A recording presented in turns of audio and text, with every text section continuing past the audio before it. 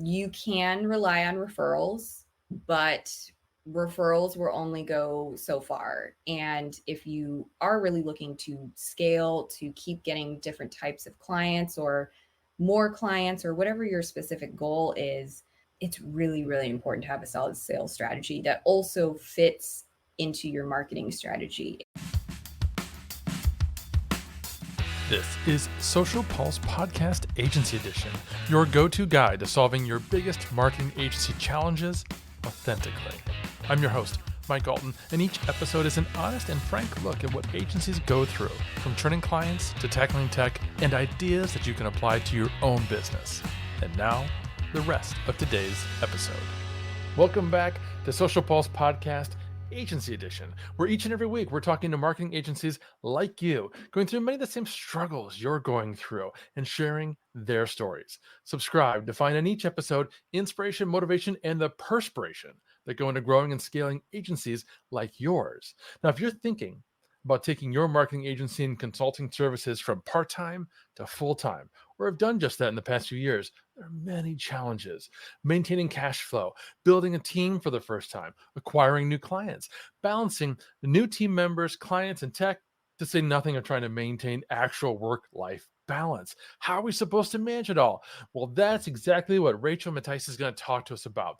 Rachael is the founder of RM Creative Services and the host of the Big Vocalist Energy podcast, where she helps amplify the names and author the stories of impactful brands and artists. With over 12 years of strategic content experience backed by data, she tunes in and tunes up brands' identity traits until they are show stoppers. As a music maven, entrepreneur, and content creator, it's her life's purpose to shine a spotlight on the bold and provide her clients the tools needed to succeed. Hey, Rachael, welcome to the show. Hey, Mike, thank you so much for having me. So excited to have you here. Can't wait to dig into this topic. But first, just tell us about the work that you're doing at RM Creative Services and the kinds of clients that you tend to serve. Yeah, absolutely. Well, at RM Creative Services, we are based in Los Angeles, California, and we're a creative marketing agency and a production studio. And we primarily offer social media and content creation services. But when I say content creation, I really do mean the full spectrum of content creation, from photography and video or short form video to graphic design, and even copy.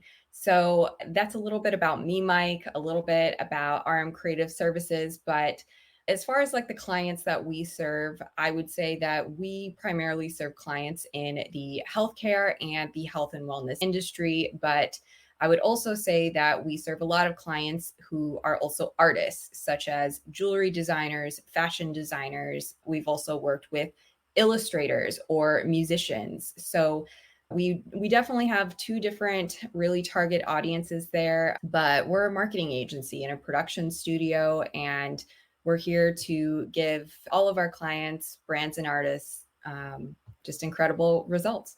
I love that you have such a huge array of services spanning this massive array of clients. Obviously, that's a reflection of you in a diverse background. You've got photography skills, design skills, marketing skills, PR skills. You obviously could have worked for just about any business. What made you decide to actually start your own agency? Well, I think that goes all the way back to when I first started my career. I went to Purdue University and I studied, communication and journalism. And so when I first got out of college, I was looking for positions, full-time positions within journalism or within communications in general. And so I've been fortunate enough to, work in social media in the news and journalism side, on the brand side, as well as the agency side. And all of my career touch points, working in marketing full time, I was always, developing a side hustle as well. One of my passions was music journalism, or is music journalism. So while I had my day jobs in marketing and social media, I decided it wasn't enough. I wanted to work even more. And I was writing stories about artists and musicians, as well as taking photography of shows, even The photo here in the background is one of the musicians I photographed in my career. And I also, graduated around the time, not long after the 2008 recession, where to become a desirable candidate for marketing positions, you had to be a very well rounded marketing and creative individual. You really had to know how to do multiple things in that spectrum in order to be hired for jobs. Whereas I think it's a bit interesting now. Some roles want you to have a very specific niche skill set.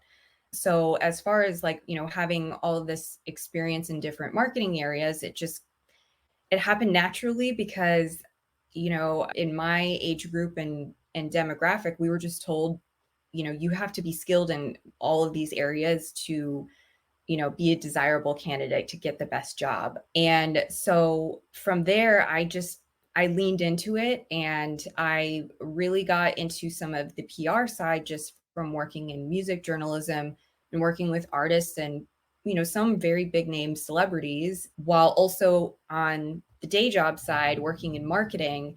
I was really able to learn from some great mentors to develop the strategy side, while also doing the hands-on day-to-day work of writing copy. So I have been a bit fortunate that I've gotten to develop kind of that broader skill set, and it has been really beneficial in launching my own agency and launching my own company. And that's really been a big part of my business model, is that I do want us to become a full service marketing agency at some point, where we can also work on developing websites, for example, but one step at a time, of course. But yeah, I want clients to, and most of our clients do, they book multiple services because we are kind of that one-stop shop. We can work on your branding materials. We can develop your website copy. We'll shoot your branding photos for your website. We'll shoot social media content for you for your Instagram account or your TikTok channels. And I think it's always been very important to me to be able to offer that roadmap to clients so that it's easy and seamless, and, we're your go-to team for that. I think it's really astute that you pointed out in the mid 2000s, digital marketing was such an immature industry that we were basically saying, hey, whatever digital marketing skills you can bring to the table, we're going to hire you. And so you needed that broad set. There wasn't enough of any one individual area in development and maturity, like social media, for instance. There wasn't enough social media need back then to have just a full-time person doing nothing but social media, because there weren't a lot of channels in 2008, 2009. You had Facebook, you had LinkedIn, and so on. Whereas today, you could absolutely be a sought after hire specializing in specifically digital marketing analytics, or data and analytics, or something along those lines. Very, very highly specialized. I'm glad you brought that up. That's something people should be keeping in mind. But I also want to ask you, I know you got some advice around that time about how you should be thinking about your career. Can you share that with us? So right around that same time frame, when I graduated from college, I got my first job as a sales and marketing assistant working for an electrical manufacturing company. It was a interesting first job, but around that time, I was networking and I was trying to honestly just get advice from professionals and business owners who had more experience than me. And so, one business owner, I think he also owned like a communications agency. And I specifically remember he was talking to me because his daughter was around my age or maybe a few years older and owned her own PR agency. And I was like, wow, that's so incredible. Somebody not that much older than me is running her own business and working in PR. That's fantastic. And he told me, you are never going to be free unless you own your own business one day. And I thought that advice was very mind blowing for me at the time, because even though I was still young and just getting started in my career, I had already heard stories from other friends who had more experience, who were at a company for 20 years and they were laid off from their job. And they had a really difficult time finding a new job because of XYZ barriers, but one of them could have been their age, which I find extremely heartbreaking because after you give so much of your life and your professional life to a company, for them to just say, okay, thanks, bye, good luck, and your entire financial stability is laying in the hands of that company, now you're kind of SOL. And your entire, maybe the next 6 months to a year is going to be completely different now all of a sudden, because that financial security was taken out from under you without much warning. And not as if being a business owner is a guaranteed success toward anything, because it's not. There's a lot of risk in being a business owner. And I will also say our clients and customers are the ones who we rely on for business and income. But that advice was very profound. And even years after that, I worked at a couple of those jobs I was talking about, and on the agency side, the brand side, or the news side, where I was laid off too, for one of my companies that I worked at, actually the company where I met my husband, they laid off our entire communications department. And it was just devastating. And I know a lot of people, are dealing with the struggles of, the layoffs and the repercussions, but I don't think enough discussion is had about just how people's lives are impacted by those very broad decisions. I know this is a little bit of a long-winded answer, but that advice really just changed how I looked at what my life and what my career could look like. And I made that executive decision at that moment where I said, I am never going to leave my sole financial security in the hands of just one company ever again. Which is why I also think, for folks who are building an agency or having a side hustle, it almost seems like a norm in 2024 now. Like people have multiple side hustles or multiple revenue streams on top of their main gig, whether that is a full-time position at another company, if they are a business owner, because we were forced to get more creative with how we're going to get income, how we're going to make our lives more enjoyable, more secure, more sustainable. And, as Americans too, we're sometimes forced in our culture that our lives are all about, we work to live and not live to work, or we live to work and not work to live. Or one of those ways, just that, more and more we want to be able to enjoy our lives outside of work. And being a business owner does give us more of those freedoms, and being able to have the decisions to, take off a Monday because you want a long weekend with your family, or if you have to take 2 hours in the afternoon to pick up your kids from school, like those freedoms are what you get with owning a business. So it was really important advice. And I think it was very smart advice, especially for just how the state of our business world has developed since then. And especially in 2024 today, where it seems almost impossible to find a really desirable candidate who doesn't have some sort of side gig or side hustle going on to get more income.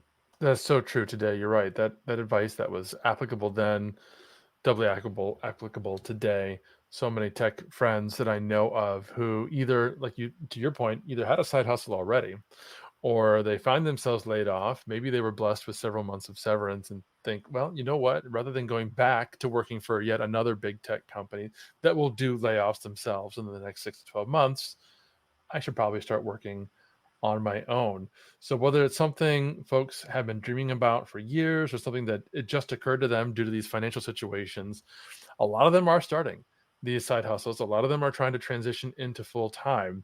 But to your point, it's not always everything it's cracked up to be. That in itself has some challenges inherent to it.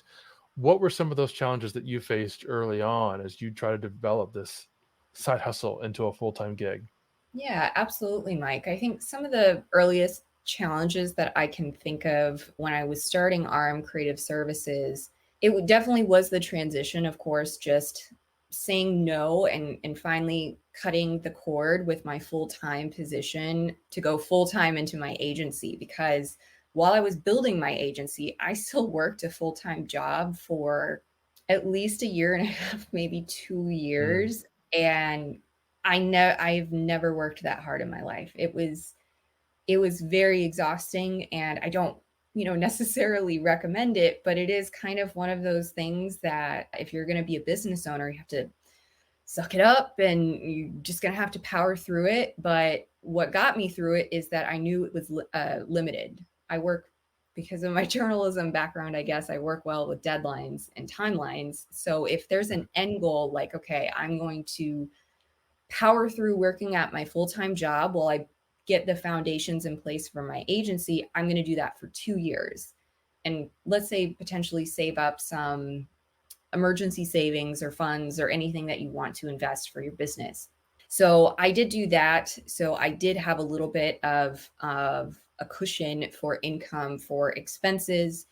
And I will say some of the other, just challenges, other than just they were extremely long work weeks at the beginning. I was working evenings on the weekends and I had to sacrifice. And I think it was difficult because when you do have limited funds at the beginning, if you don't have investors or, anything like that to help get your first expenses going, then that money has to come from somewhere. And for me, it came from my own, full-time work. But I made some wrong hiring decisions. I will say I went the cheaper route with building my website at first, and it ended up costing me much more time and money in the long run because I didn't invest in hiring a strong website developer and designer.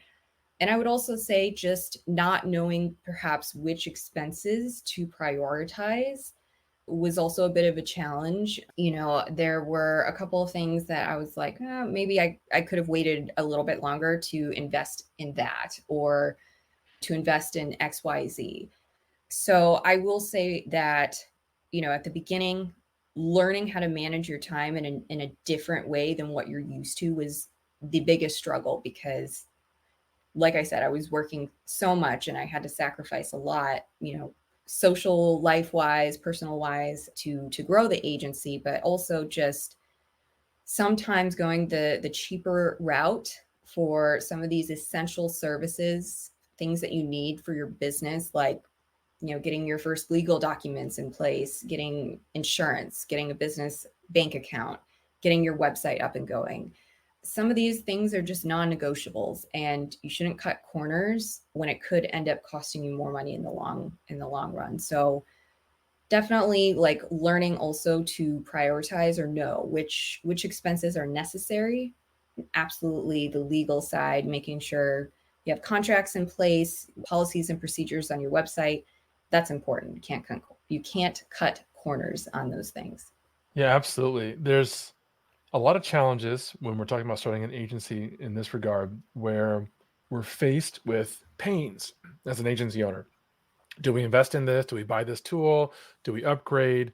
And it's hard because most of the time these are challenges we've never faced.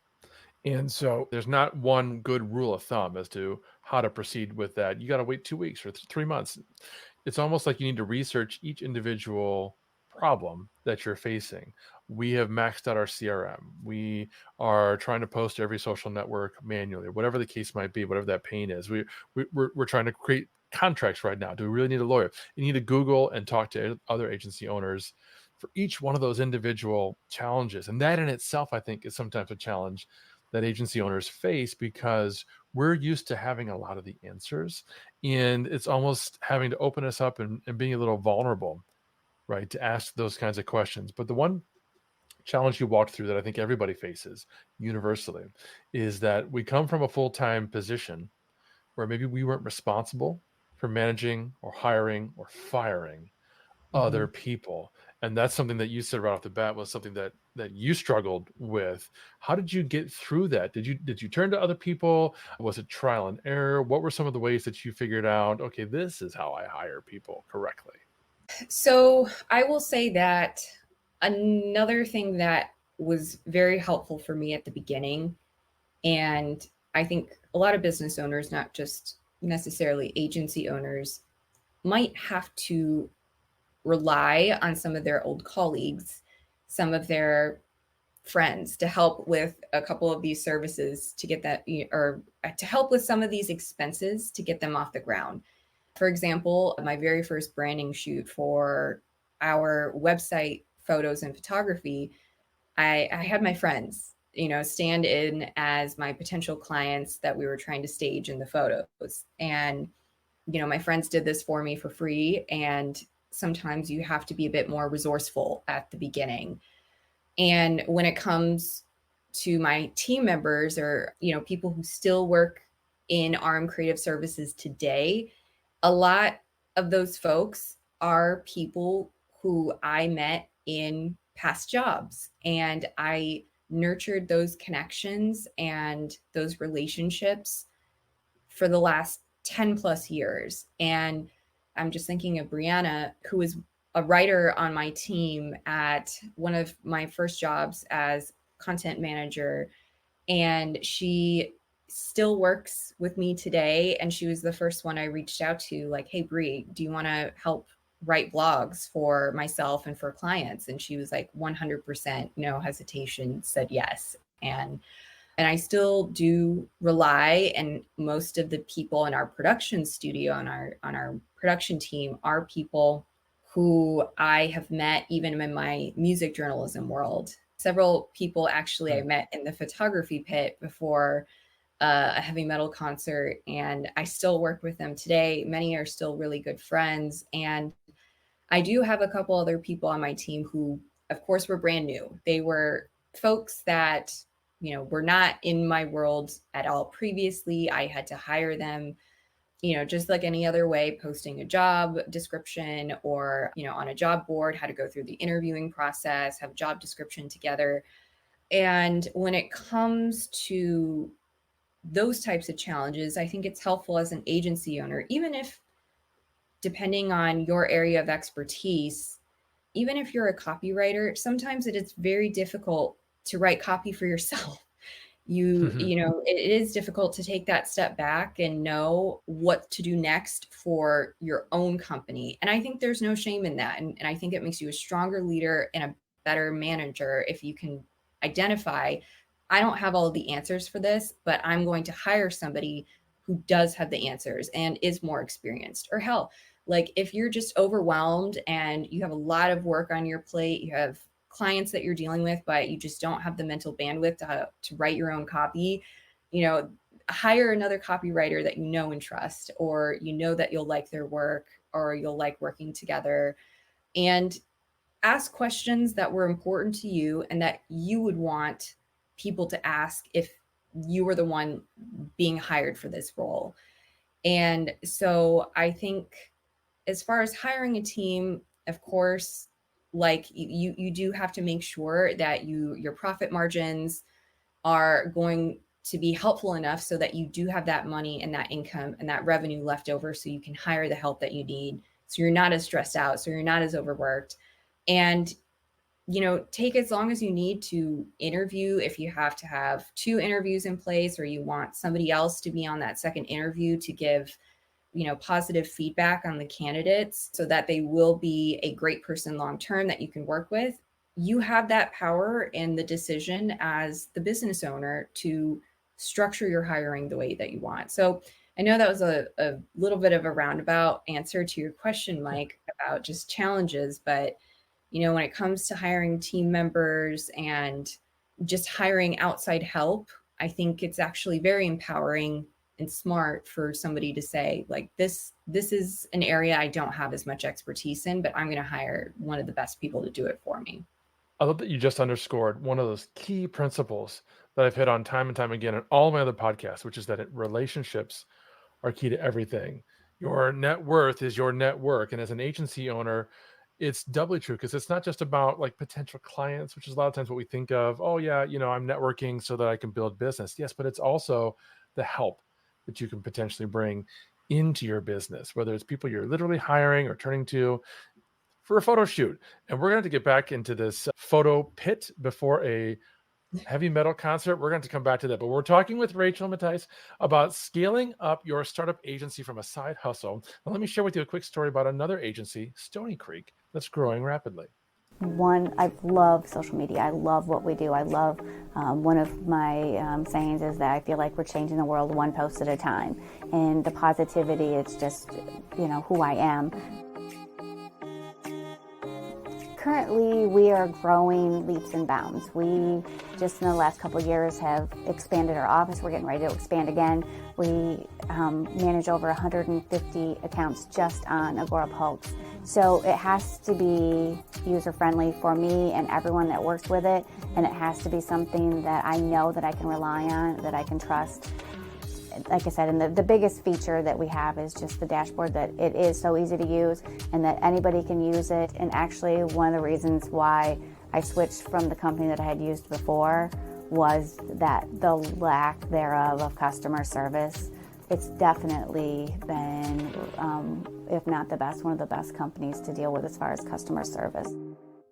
So yeah, one thing that people really don't know about me is that back in the 90s, I was really big into heavy metal and grunge. I went to see Metallica at Lollapalooza, was in the mosh pit, Rush the Stage. That was me way back then.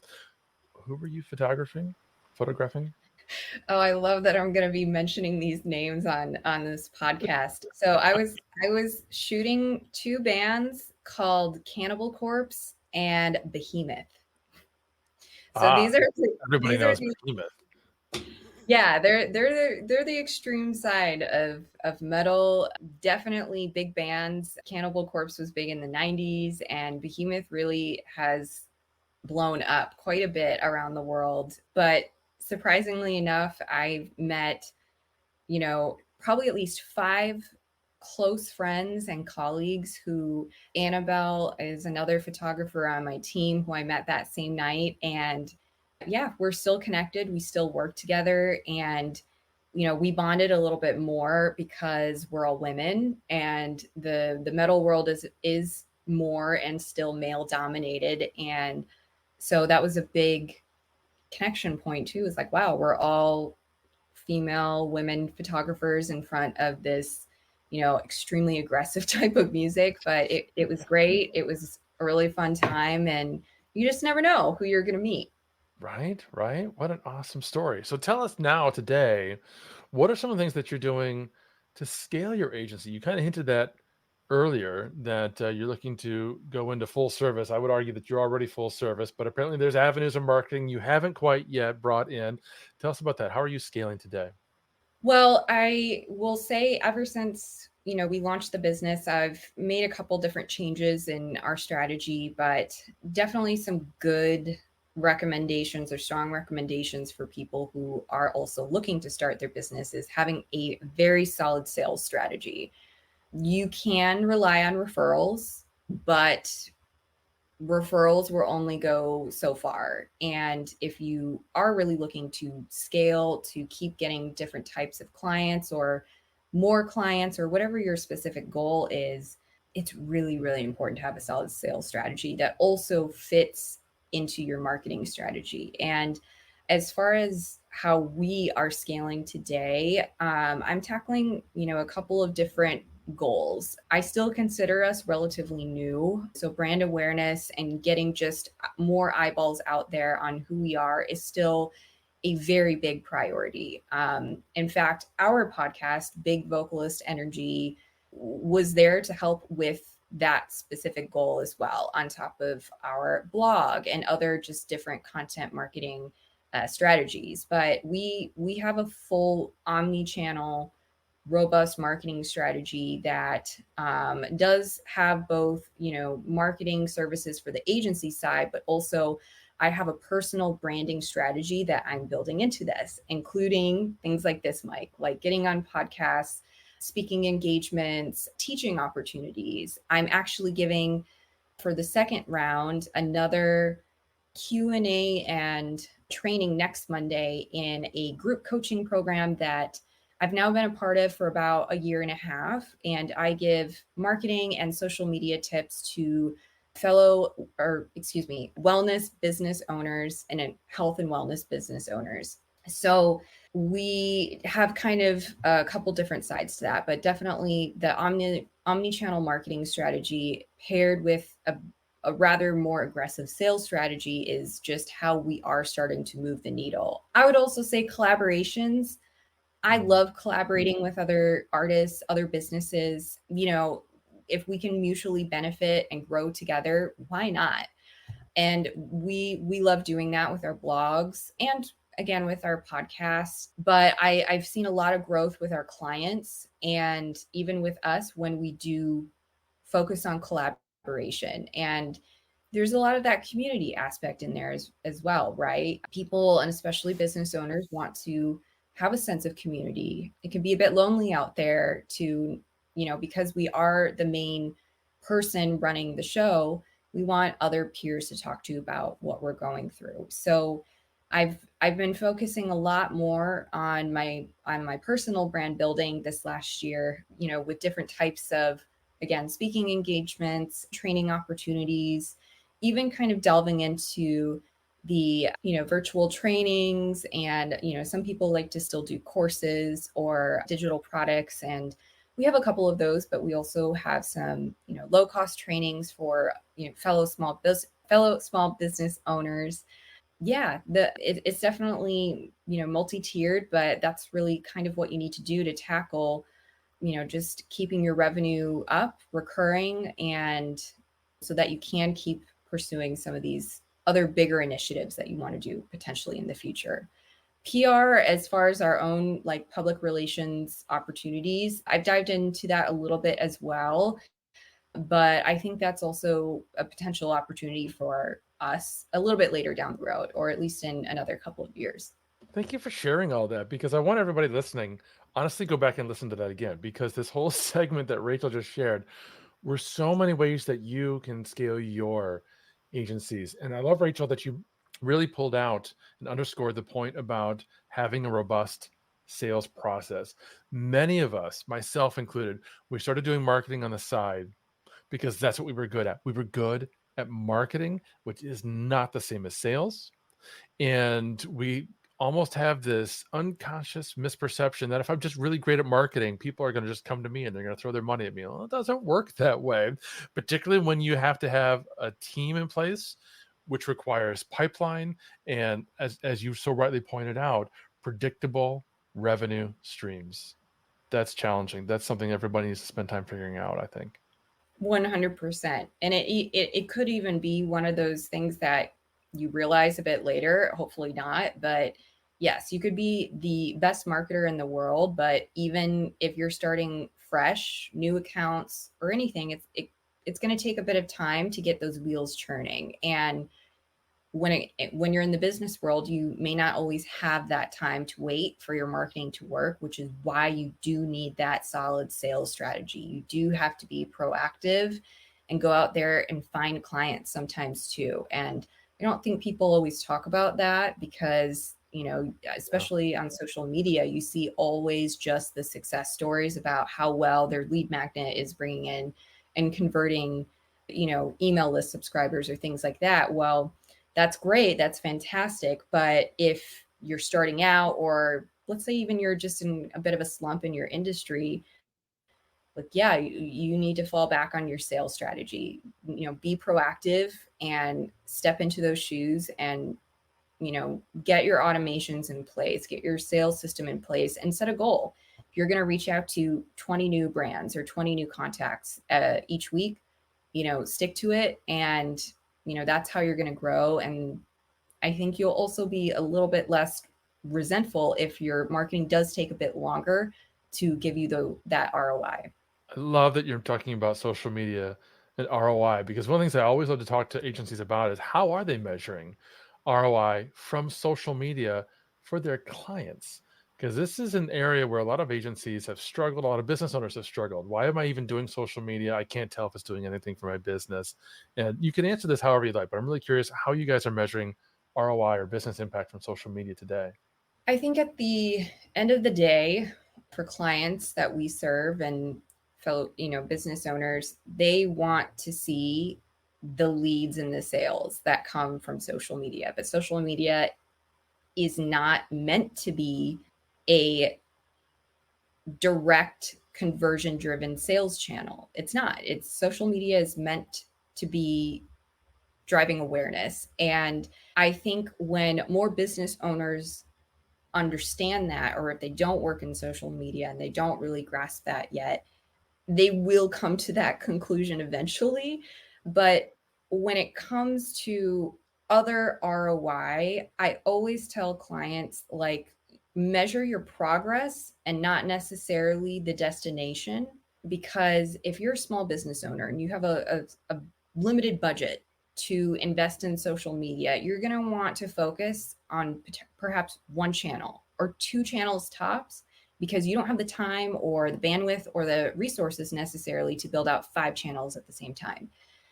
So I always tell clients, especially if they're just starting out with their business, focus on one channel to grow first, perhaps. And you can look at some of the most important metrics to gauge whether or not people find your content valuable, like saves, shares. If we're talking about Instagram specifically, it could be how many story replies or story interactions you're getting, as well as just DMs. Are people like asking you questions? Are they interacting with you? Or is your content prompting them to send you a direct message to ask more?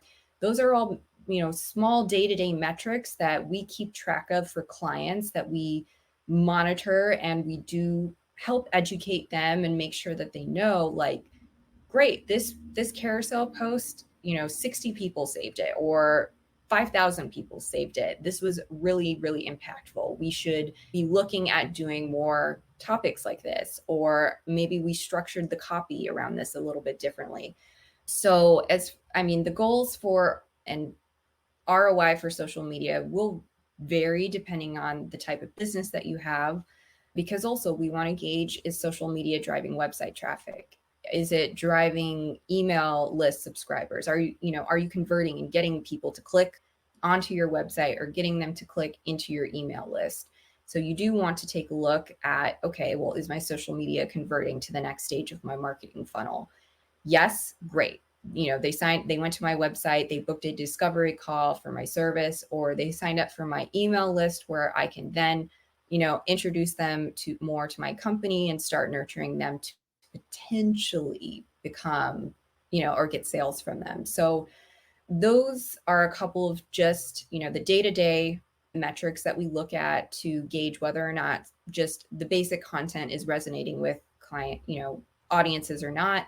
And then there's, of course, more of the conversion, the long-term metrics as well, like website traffic or, email list signups. And then, of course, there is the sales aspect. You can get direct sales from social media, especially if you're a clothing designer or you're a fashion business. People want to shop and make it extremely easy, 1 click or 2 clicks on TikTok, on Pinterest, on Instagram, and there you go. There's a sale for this latest jewelry collection that you just launched. So it really does just depend on the type of business you have, the types of products or services that you're selling.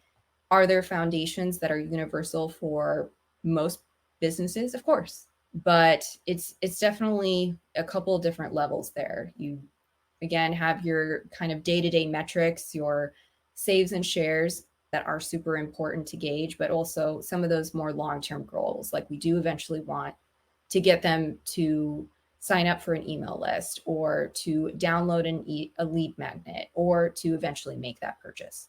Terrific advice. And one of the things that at Agorapulse that we do is we advise people how to set up Google Analytics and GA4 specifically, so that you make sure that you've got conversion tracking for every single one of those kinds of activities. Because everything Rachael just said is super important. Whether it's making an actual purchase, that's easy. Google tracks that by default most of the time. But what if they sign up for your email list? Or what if they download an ebook that you're offering or your client was offering?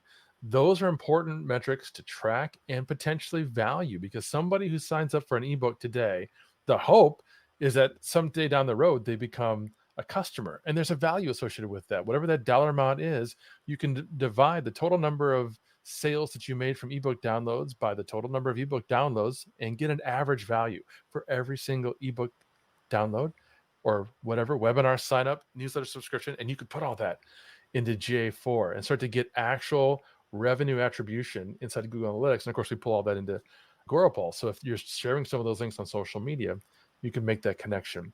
I also appreciate that you brought up how retail can expect to drive a lot more revenue. In fact, we have an entire podcast, Social Pulse Podcast Retail Edition, that's all about how we can better leverage social media to drive revenue for retail businesses. We've got guests like Feedonomics and Jen Herman and Microsoft and so on. So if you're in the retail space, some of your clients are in the retail space, check that podcast out. But Rachel, I've got just one more question for you. So we're talking about social media. You're mentioning things that were new a year or two ago, and there's all kinds of stuff happening all the time. So how are you keeping up? What are just like a couple of resources? It could be a blog, podcast, individuals that you turn to stay abreast of what's happening today. I definitely think, especially in social media marketing and just marketing in general, where the landscape changes so quickly, it's important to keep up with the news, the social media news. So I love still following Social Media Today, Social Media Examiner.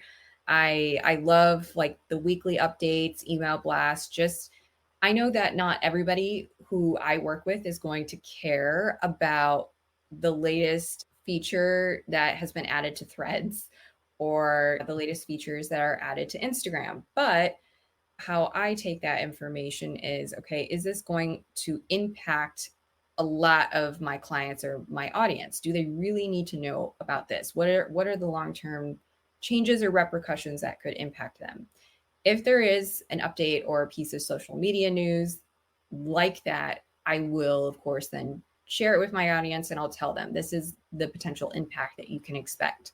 So I love going to Social Media Examiner and Social Media Today. They're fantastic for putting all of that timely news together for us. But I also have really been leaning more into Threads.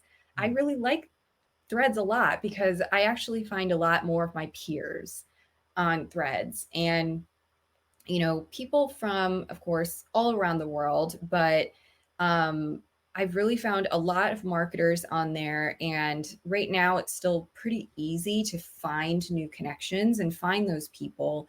So there are, of course, I'd say industry experts or people who I look up to that I also follow, and I love their advice. And they're also producing great content that, I'll share it with my audience too, because I also, have come to know and trust and respect their advice. So there are a couple of folks I'm thinking of. Shannon, and I'm going to be terrible with last names, but there are a couple, fellow marketers who I know have been working in social media and marketing for 15, 20 plus years. And I want them to know, like, I'm so glad that they're giving out great content and advice still, because, I wish they would have been my supervisor, my director when I was still working full time, but definitely still going to Social Media Examiner, Social Media Today. I follow peers on Threads, and I like LinkedIn a lot too. There's some great groups on LinkedIn, even some good Facebook groups too that I belong to. And, we talk about just latest things that are happening in social media or in marketing, or just things that are going on with our clients. I remember a couple of weeks ago, Mike, the Agorapulse community group, they were talking about like, okay, so whose clients are working on April Fool's content this year? And I loved that question because a lot of people were like, I don't know. A lot of our clients aren't really doing April Fool's content. Yeah. And so of course, I love Agorapulse and the community and all the folks who work there as well, because, I stay in touch with everyone there as well through Facebook groups or LinkedIn groups. Terrific. We will have the links to those resources in the show notes. And I think a great piece of advice there is to jump on Threads or find a similar area where you can join that broader marketing community, as I'll put it, and really stay connected with your peers and colleagues and learn from them and allow yourself to teach them, which will benefit you even more. Rachel, this has been a fantastic interview. Thank you so much for sharing all of your time, of course, but also your insights and some of the past struggles. For those who want to learn more about you or your agency, where can they go to find out? Yeah, no, thank you so much, Mike. I really appreciate the opportunity. And if anybody watching would like to connect with me, you can find me on LinkedIn, Rachael Mattice content, or you can always just Google RM Creative Services on or search for RM Creative Services on LinkedIn. Our handle is the same across all of our social media platforms at RM Creative Services. We are on Instagram. We're on Threads, on LinkedIn, Facebook, as well as even Vimeo because we are a production studio. So we have a lot of video content. Otherwise, you are also welcome to visit our website directly at rmcsofficial.com, where you can learn more about us or sign up for our email list.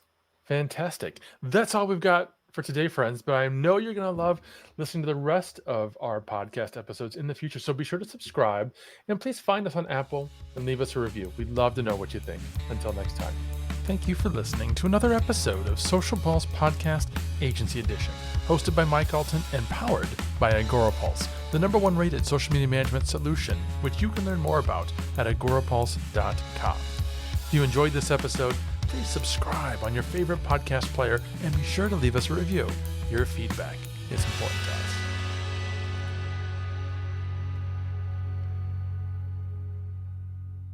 You may know you're listening to this show along the Marketing Podcast Network, but did you know there are other great shows on MPN to help your business? Robbie Samuels hosts the On the Schmooze podcast. Robbie, tell listeners what to expect from the show. Since 2015, I've interviewed entrepreneurs who overcame challenges to achieve success in their field or industry. Tune in to On the Schmooze to listen as I ask deep questions to elicit untold stories about leadership and networking. And where can people subscribe? Find the show at ontheschmooze.com or on marketingpodcast.net, or just search for it wherever you get your podcasts. You heard them. Go subscribe. This podcast is heard along the Marketing Podcast Network. For more great marketing podcasts, visit marketingpodcasts.net.